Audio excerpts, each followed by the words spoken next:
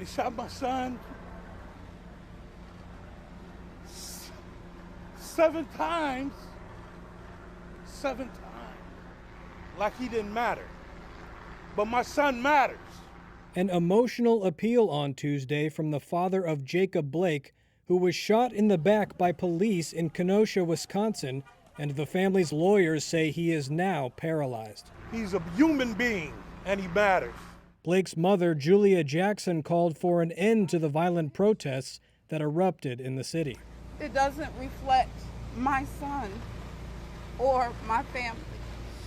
If Jacob knew what was going on as far as that goes, the violence and the destruction, he would be very unpleased.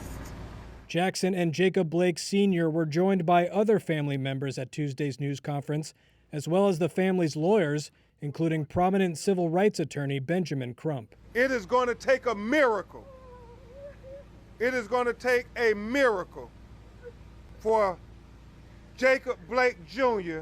to ever walk again. Crump said the 29-year-old had been attempting to break up a fight between 2 women on Sunday, just moments before he was struck by several gunshots, all fired by one officer from point-blank range in front of his 3 young sons. These 3 little boys are going to have psychological problems for the rest of their life.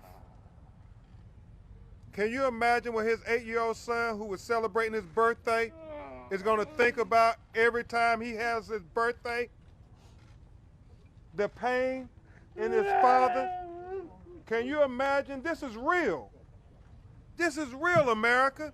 The news conference came as state and local officials braced for a 3rd night of unrest following the shooting.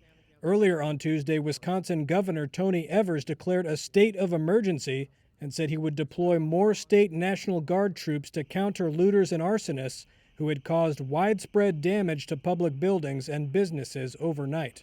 Blake's mother said she was disappointed by the damage to the city and made a plea for unity. Please, let's begin to pray for healing for our nation.